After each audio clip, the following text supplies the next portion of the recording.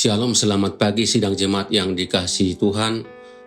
Seorang pemuda memamerkan hatinya kepada banyak orang. Dia berkata, "Coba lihat, hatiku sangat indah, bukan?" Pemuda itu sangat membanggakan hatinya yang indah sekali. Tampak tidak ada cacatnya, begitu sempurna saudara, perfect. Coba perhatikan warnanya, merah, fresh, bentuknya sangat bagus. Tidak ada cacatnya sama sekali. Orang banyak pun terkesima dan berkata, "Wow, benar-benar hati yang sempurna, hati yang indah. Itu hati benar-benar dirawat betul." Di tengah keramaian itu seorang kakek menghampirinya. Dia melihat hati pemuda tersebut. Dia tertegun sesaat, lalu kemudian berkata, "Nak, hatimu memang sangat bagus. Tidak ada cacatnya sama sekali.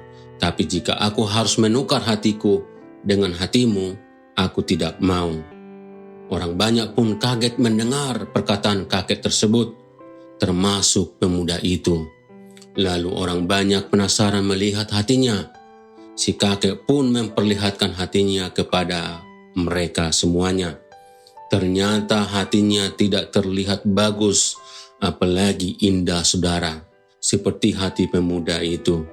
Hati si kakek sama sekali tidak bagus, terdapat banyak cacat, dan bahkan ada bagian yang berlubang-lubang. Sama sekali tidak menarik, bentuk dan rupanya buruk sekali.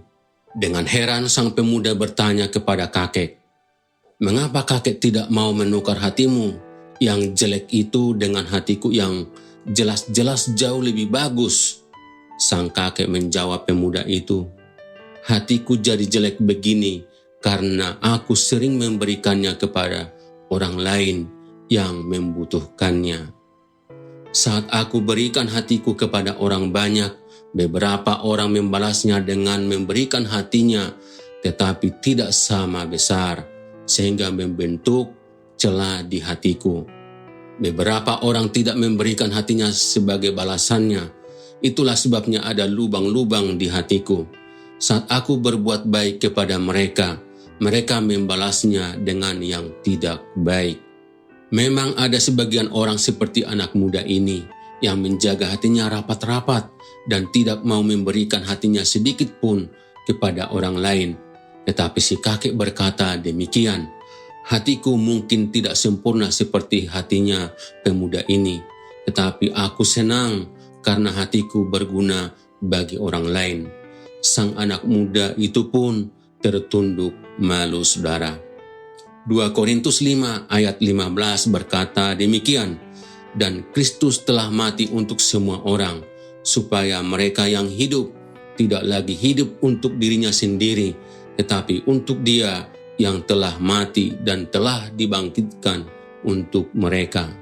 Bapak, Ibu, Saudara sekalian, kita semua telah dibangkitkan agar kita hidup bukan lagi untuk diri kita sendiri, tetapi untuk Dia yang telah mati dan telah dibangkitkan untuk kita. Katakanlah dari dasar hatimu yang paling dalam, "Lord, I give you my heart." Dan marilah kita memberikan hati kita kepada Tuhan dan juga kepada orang lain. Amin. Mari kita berdoa.